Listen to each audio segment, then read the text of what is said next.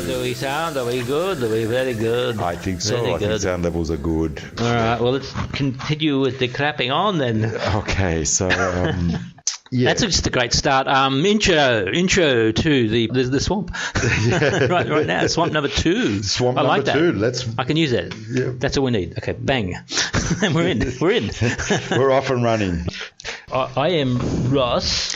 And I'm Rui. Hello. So welcome with the swamp. All right, let's get started. I believe, Rui, you have a very long and hopefully not boring spiel to give us about the Bitcoin economy, and you've been checking out some site called TED, which offers lectures. Yeah. And you've been reading things about that. What's TED? Is TED it's a bit more than just an interesting episode of Buffy that featured John Ritter?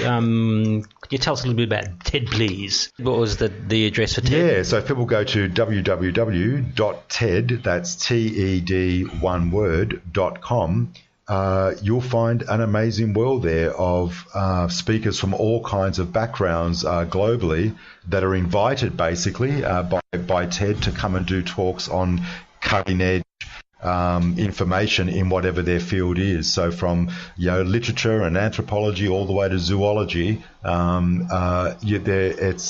an awesome platform. And so I've used that a little bit, but more recently around the stuff we were just talking about with the blockchain and Bitcoin technology, I've been particularly following some particular speakers, including DonTapscott, that's TAPSCOTT, and also more recently this morning, actually, heard a talk from Neha Naula, who I believe is an economist based in Canada that's actually doing a lot of research at the moment on digital currency. And she's the digital currency futurist, you would say. That's right. That's right. And she, interested with some ideas, I've given my own sort of background initially really in anthropology. She uses the example of people today known as, for example, the Yap people, that's YAP, I can't quite remember where they're located, but who basically trade still in particular kinds of stone, and she uses that as the example of following currency through that. The value is never in money per se, but will people just let go of their physical money given all of our attachment to that and what it means for us around security and lifestyle and feeling we're able to buy the things we need and pay for the things we need. But that value is an ascribed one. It's not intrinsic to the paper that it's on. It's just that it's guaranteed by the middleman, in this case, using the fiat system, FIAT, that the banks have used, where they're basically guaranteeing that if I accept your $20 bill and I use that $20 bill to go and buy milk tomorrow, that the man at the milk bar will accept my $20 bill. The blockchain is doing that automatically for people in the background around the digital currency. So what it's basically doing is it's saying to you, if you send this stuff that you have to somebody else, the 20 Bitcoins that they're sending to you, they're verified as being genuine Bitcoins that will hold this much value. Yep. And if I've got confidence in that, then away I go. And at the end of the day, it's all about what you might call sort of point-to-point or peer-to-peer banking. That is just a direct transaction between me who has something with you who wants that something. And we just work out the transaction through this digital currency, not needing somebody else to make the transaction, including, for example, even things like PayPal. So that even for something like a PayPal, the whole point of PayPal is that it gives me confidence as a buyer that if I send money to someone, I'm going to get my goods. And if I don't, that I'd have some form of redress. The blockchain technology that underlies Bitcoin, it's providing that so that I no longer need to go through a PayPal. That's what's happening there. But it's actually cryptology that's driving this, is what it's about. It reminds me of, it wasn't too long ago, we saw that interesting series on the ABC about, I'm just trying to remember the name, but about the women that played such a key role. Oh, yeah, the Bletchley Circle. The Bletchley Circle. And which has been replayed at the moment, And how that was key to the war and the war effort, that including today. I mean, I no doubt that the block technology has been very closely watched, monitored, and used by the major governments and intelligence agencies around the world, both to improve their own security and presumably also to hack other people's security. Well, they're the ones who are doing the most of the hacking, aren't they? Governments and their the security agencies. They go on about these, Julian Assange's and so forth, but they don't like that because they're, the rebel activists and doing what they do, but on a smaller scale. On a smaller scale. And I think... the hypocrisy of that just always amazes me. I think we could do something with that, Louis. Rui? Hui? You? Dewey? Would you like Dewey? Dewey. So we're talking about God and whatever. The swamp? All right, we're going now.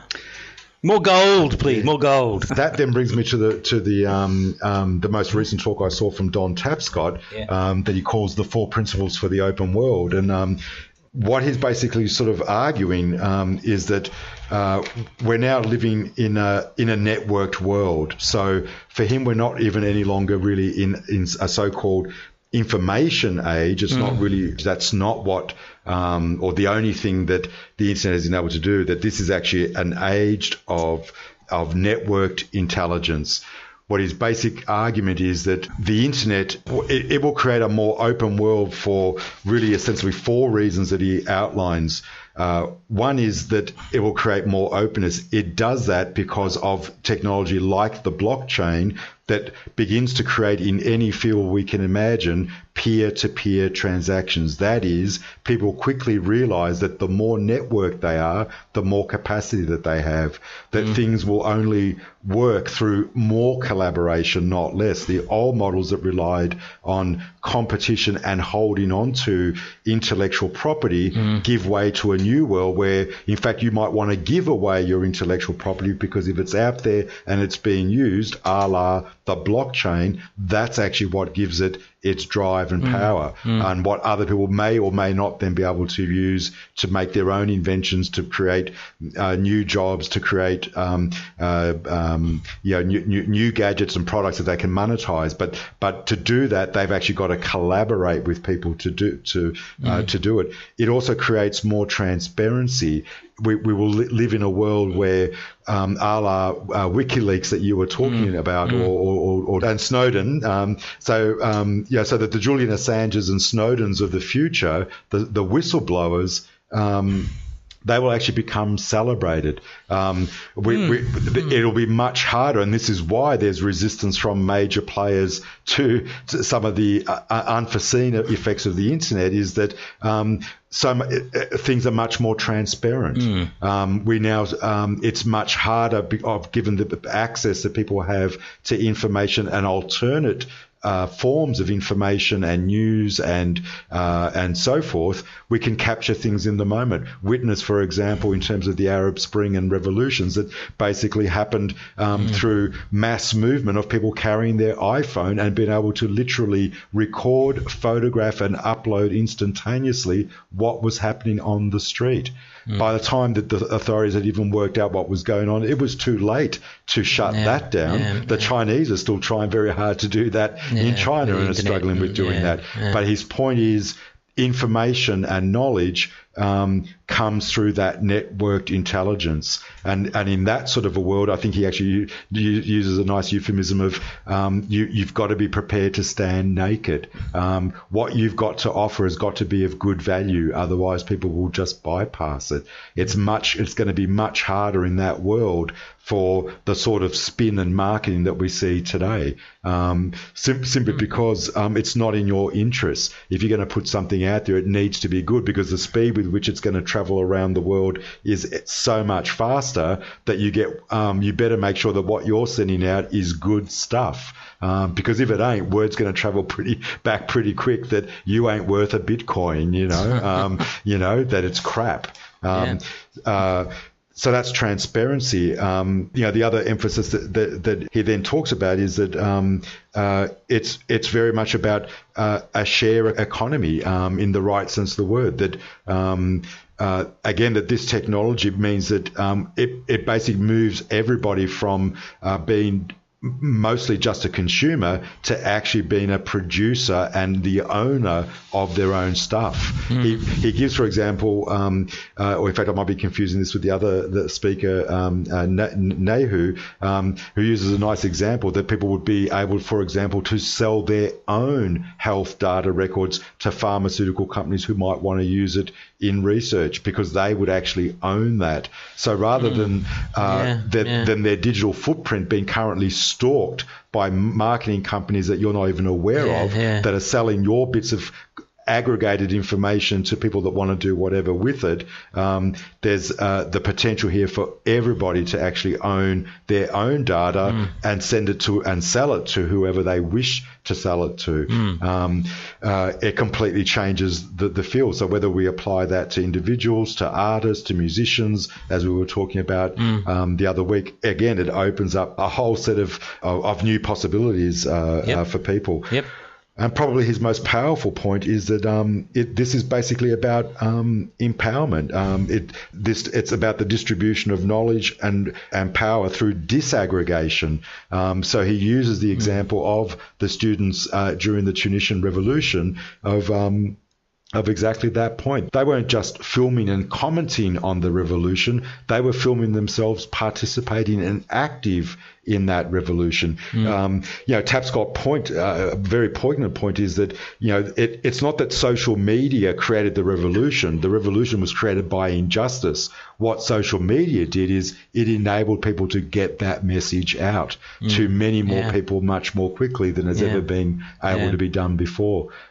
So much food for thought. If you like that stuff, then I highly recommend some of Tapscott's work, and more importantly, I recommend anyone spend a bit of time on TED browsing for the stuff that's of interest to you. There's so much good stuff out there.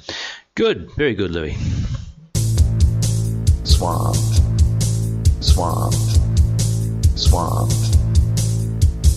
Doing it like jumping again. Doing it like jumping again. Doing it like jumping again. Swamp. Doing it like jumping again. Swamp. Doing it like jumping again. Swamp. Doing it like jumping again. Swamp. I'm feeling swamped. So what are the implications of what you've been... I mean, you've given us lots of implications, but can you take it further, Rui? Yeah, I can definitely take it further, Russ, and thanks for the opportunity. But yeah, I thought that therefore some of Tapscott's ideas were really interesting in that particular talk that he gave, and it got me thinking about all sorts of things. Especially once he was talking about the impact of this new technology, about a networked intelligence, really about, it's a pointer to what he sort of describes as this future disaggregated world. And what does he mean by that? He means that the days of middlemen, and perhaps therefore the days of capitalism, are gone. That people will be able to, that a producer in India with access to the internet will be able to get his goods out to market and know that he will get paid from anywhere around the world that wants to buy his goods without needing access to a loan shark, without needing access to a bank, to a PayPal, to all the different kinds of aggregators that we have to rely upon today to do our stuff. Thinking about that in a more specific thing that you were asking me about, well, what does that mean to the average Joe and into the workplace? Then I know that some of the things that we've been exploring of late around the idea of worker co-ops as one means of people being able to empower themselves to get more control over their workplace. And the reason to do that is because the more control you've got over your work, the more control you've got over your life. Now, we're both real fans of Professor Wolff and the awesome work that he does and that we regularly tune into on Democracy at Work that we're both involved with. And on his most recent talk, the monthly economic update lecture that he gives at the Judson Hall in New York, he was talking specifically about the impact of in the last 20, 30 years the impact of the decline in unionism and some of the reasons for that. And obviously some of the reasons for that are the fact that that people are much more mobile. We no longer, a large number of people now work in much more a casualized workplace for shorter periods of time. So being able to actually,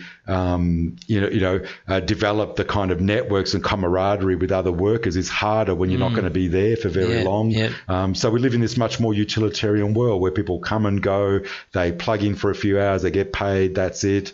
Contract workers, casualized workers, so on and so on. Yeah. That was one reason. The other reason he gives, which I thought was really powerful, was that ostensibly capitalism worked out not so long ago that, in fact, they could co-opt unions. And what he meant by that was that the real point is that it's about people working together without middlemen, including sometimes these days unions. Now, it's not about painting unions into a certain corner. It's they've still got probably a great role to play, but workers have got to wrest back union control from often what we see, at least in the Australian model, which is most of the larger unions that have survived basically are the stepping stones to bigger political careers of people that have never worked in a factory in their life. And often a bit corrupt. And are often very corrupt, and in fact are the great impediment to to actually driving worker interests. They've been co-opted into the system. The only solution lies outside the system. People have got to actually work completely outside of the system in some direct action way. All of that comes back to the point that Russell always makes and brings me always back to home, like, well, that's fine, but surely there's going to be some resistance. There's going to be resistance. Some heads are going to be broken. Hopefully not heads, but models are going to be broken, and there's some really good potential there. And I think that somewhere along the line, I haven't thought all of this through, but somewhere along that line, this stuff around the blockchain technology, people unplugging. To unplug from capitalism, people need to be able to unplug from money as we know it. And if we can do that, and this technology offers at least a tangible, interesting, exciting possibility around that, of people being able to just directly trade with each other around the world without needing to be plugged into the capitalist model, we've got the beginnings, if we can tie that up to other things that we've been talking about, of the world hopefully becoming a very different place in the future. Yep.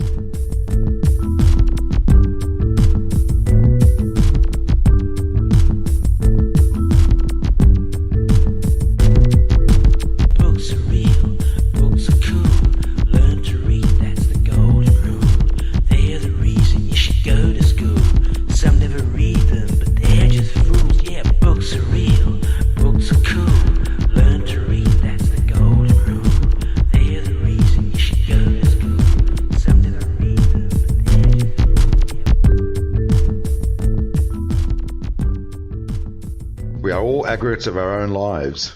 And we're refreshing, very refreshing. Maureen McCormick has something to do with that. Who is Maureen McCormick?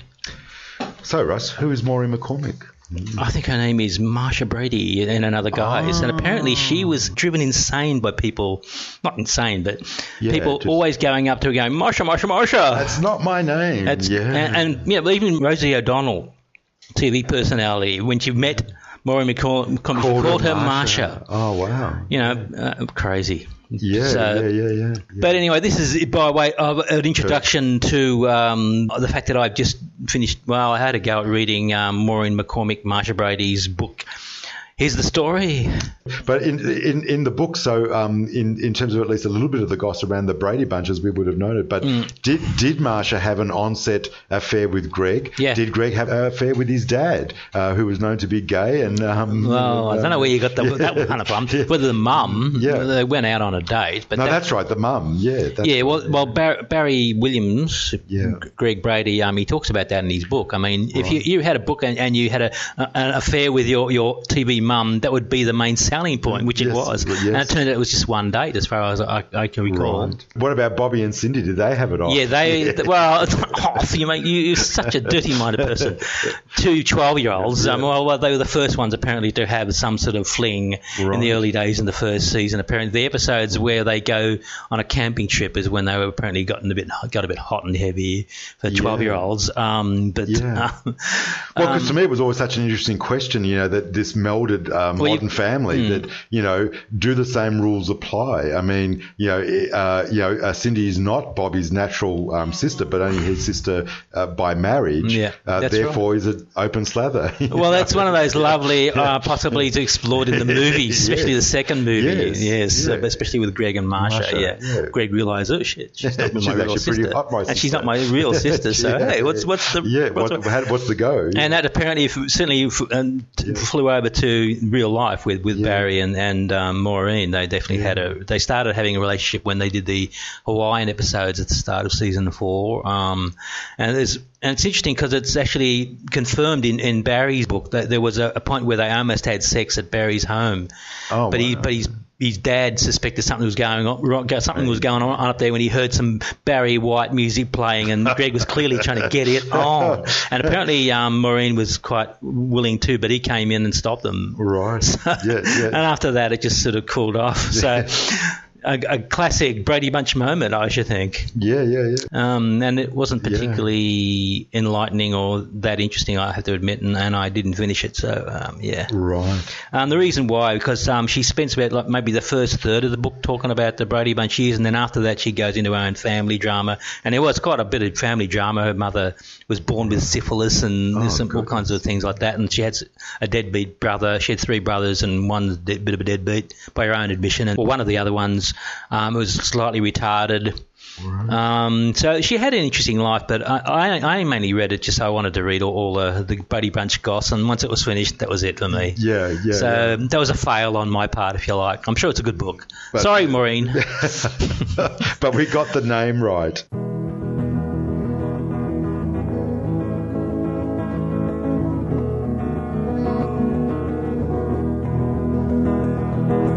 Russ, are you feeling swamped? I am so swamped, I just can't believe it. It's time for a new adventure. I think you're right. Yeah. A new adventure in pop culture. A new adventure in pop culture. About feeling swamped.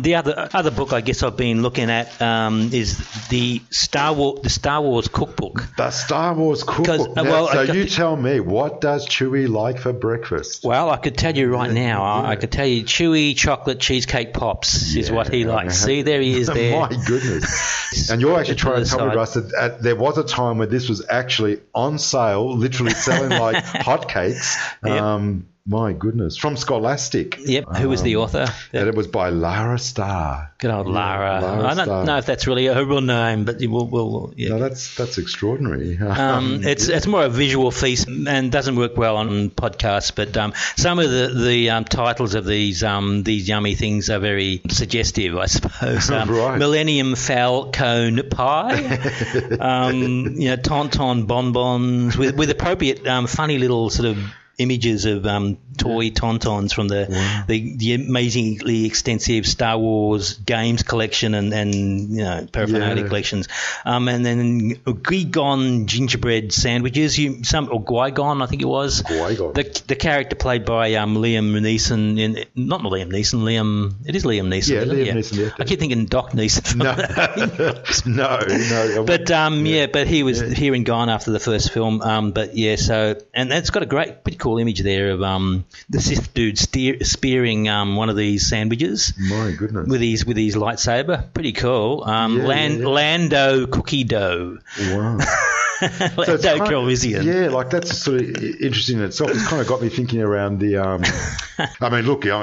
Star Wars again is like another episode in itself that just on a cinematic level, awesome and lots to talk about. But in pure business terms, in terms of like how it is that somebody would create the Star Wars Cookbook, and presumably with some kickbacks coming, back to Lucas and all the other people that were involved. But isn't that now so much the? I mean, now that we almost take it for granted that when we have these monster movies that we create franchises around them, but that it's still a relatively modern thing. I mean, we certainly didn't have the Ben-Hur franchise or the Ten Commandments or so franchises. It's all in the marketing, man. And this book is another example of it. Let me just finish with a couple of these lovely desserts that are suggested. Try some Mos Eisley. I'll give you a quick read of what they say here. The rounded tops of these refreshing citrus cups look like the rounded buildings of the Mos Eisley spaceport where Luke, Obi-Wan and the droids stopped in at the cantina for a little drink and a lot of trouble. So, and then there's this one I can't resist, ice cream clones. And they look pretty just cool. Like ice cream clones. Pretty cool. Yeah, they've got bongos, but they're the clones. It's the clone helmet head thing, you know. Inspired by the clone troopers created to serve the Grand Army of the Republic, these frozen treats will march forth from your freezer to attack your mouth with deliciousness. Follow the example in the photo to replicate the clone troopers' helmet. Well, it's just great copy. Excellent, excellent. How can you resist some of that? Yeah, no, look, Star Wars Cookbook. Yeah, no, that's beautiful. That's rocket fuel, man. That's that's unbelievable.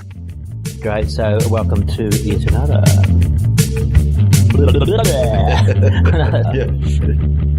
Swamped. So, Russ, you've inundated my computer here, and you've got this big promo here for Lacuna Coil. What the hell is that? Tell me about that. Lacuna Coil are, I guess you call them a goth metal band. They're very love the name and the typography on the classic sort of old school goth lettering, I suppose. Okay. But progressive metal, old style metal. No, goth. They are definitely goth. But I've listened to their latest album, Delirium. I've been listening to that, and it's more. It's actually very heavy. Yeah. It's quite a heavy sound, heavier than normal. I'd say it's just contemporary metal, I suppose. Right. And really, really good stuff. But and they're from Italy. Okay. So how did you bump into Lacuna? Just on Triple R or something? Oh, back in the noughties, mate. They've been around for ages. I saw one of their main singers, Christina Scabia, on a metal magazine cover. Right. She still is on them because she's so attractive. Right. So that as always, that was the way in. But But interestingly enough, their album covers, they never feature her on the album covers, or almost never do. They haven't like gone overboard with that, using her as the eye candy to get fans, if you like. They're very serious. They're really, really good.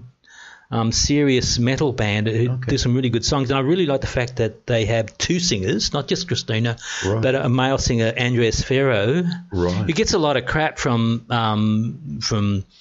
critics saying that his vocals are crap, but his vocals are no different to any growly metal dude, really, in my opinion. Why they do it because I think they just want him out of the way so that Christina's they get more there. Christina. But to me, what I like about it is it creates a dynamic in their songs. You'll get Andreas coming along with his growly voice, and then all of a sudden the music will change, and then Christina will come in with a pure sort of soprano vocal doing these melodic things. And the contrast is awesome. Well, I love it. My interest is immediately piqued just from what you were saying, especially that it's an Italian-based band. So that obviously in an English-dominated world, we get so little of that. So I can already imagine that much harder for them to break into. Well, I don't even know about mainstream, but break into the the English-speaking music world. Where do they get their name from? Do you know a little bit about the history of that? I don't know. Okay. I don't know. I can't really. I have to. Well, you could probably just find out now. But just Google. But the album titles are like Shallow Life, Coma Lies. So there's like an abstract sort of thing going there, but it's hard to pin them down. Sometimes they can be political, but. More poetic, I suppose, and about life and about living, and that seems to be what they're more about than anything. the difficulties. Like Delirium is actually a semi concept album set around the whole idea of an insane asylum. It's an actual insane asylum in Italy that has been abandoned. And the songs are sort of imaginary vignettes of the people who may have inhabited that asylum. Right. The delirium that they were in, and House of Shame is the opening track, fabulous track, right. And so it's all about that. Unfortunately, because they're gone with this concept approach, the cover imagery and the one video clip I've seen of the song Delirium, they're all in straitjackets and they're doing this stupid thing. Wow, yeah. And poor old Christina's sort of dressed down for it, so she looks like one of the inmates. Which is, I guess in keeping with the concept, but it's a little bit not very glamorous, put that way. But the fact that they're willing to go down that road, fine. And you've obviously seen this band before. This will be the first time, and I think it may be the first time in Australia with them too. Because I think it's. If I'm just sort of reading the little promo here, I think it's saying that it is their return, but the first time as a headline band that they've maybe presumably attended some festivals or something like that. Yeah, I think you're right. No, that sounds really, really cool. It's going to be great, and Max Watts, i.e. the old Hi-Fi Bar, is a pretty good venue. It's the classic metal venue in Melbourne. Absolutely. Well, it's got so many fond memories to me and you, but it has, because it is such a really good venue. It's going to be great. Yep. 13th of October, I'm going to be there. Let me think now. You want to cut into? We're going to cut out. Oh yeah, it's okay. I mean, I was just going to suggest playing the Lacuna Coil, but I can't. So there's on YouTube, not YouTube, SoundCloud. It's got this. I found this really, really nice song by this guy called Rob Fries, who he put a sort of a little sound loop together, and he put over the top of it some audio from the TV show The Munsters. Wow. In particular, good old Grandpa Munster doing what's called the AB song, his version of the ABC song. So pretty cool. Let's have a listen. Cool.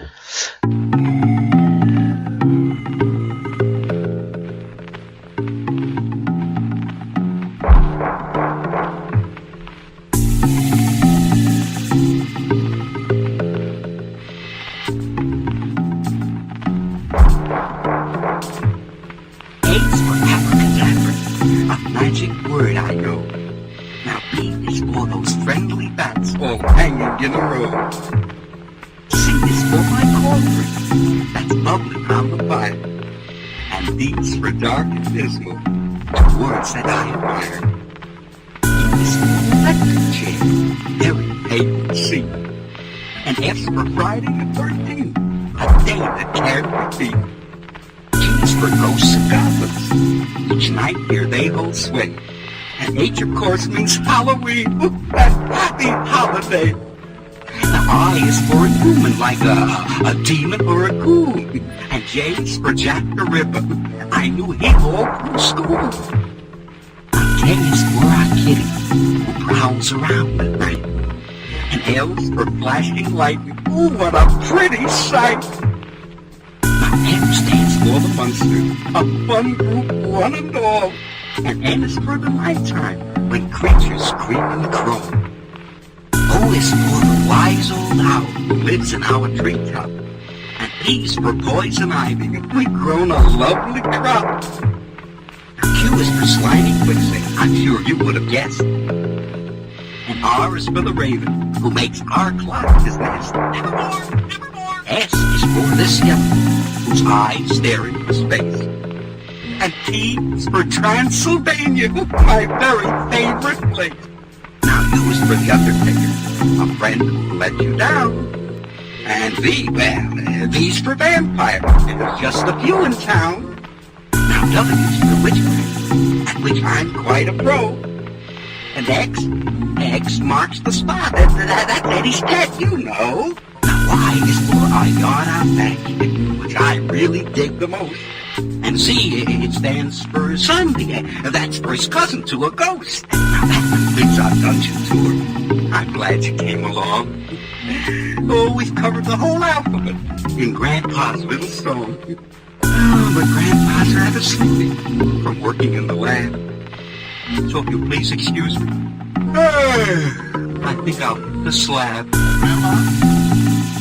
Grandma? Grandma? Grandma? Grandma? Grandma? Grandma? Grandma?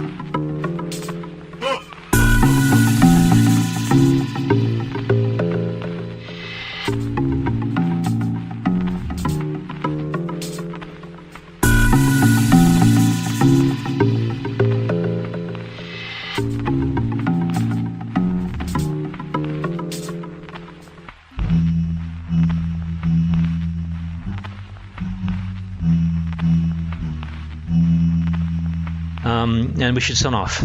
What do you reckon? I know, yeah, I reckon that that was a pretty heavy duty podcast. We roam far and wide, but hopefully with some depth in places too. I think so, and I think the dog agrees. So let's go. Let's see you later. No worries. Yep. Thanks for listening, guys. We'll see you soon. Bye. Yep.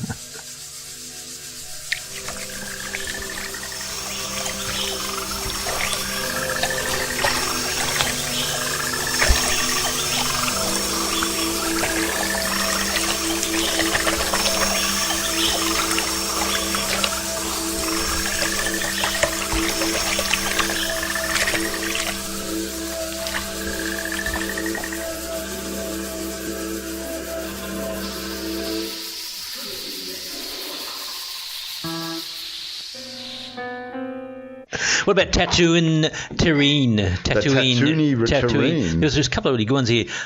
Twin Suns Sherbet Bomb, and then you see the twin suns there with Luke standing in front. Yeah, I'll have to make some of these for the sunset. Isabel, the Star Trek cookbook. Yeah. Well, we've got Mos Eisley AT track now. That Bantha bowls. Oh, that sounds tasty. And ice cream cones. We've had awesome. them. The Wookiee cookie bowls.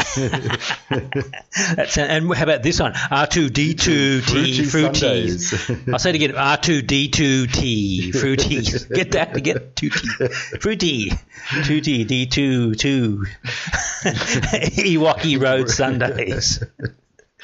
Bananakins. That's insane. Princess Leia's lemon souffle. And look at that. It's hard to see Carrie that in that light now, isn't it? Yeah. It is a bit. Yeah. Sort of very hard. I mean, she had to work out pretty hard. Frozen yogurt cake. Isn't it? That great that is. I mean, hope you I will. So, ice cream Yoda. What do you think of that one? I like it. Ice cream Yoda. And what does the text say?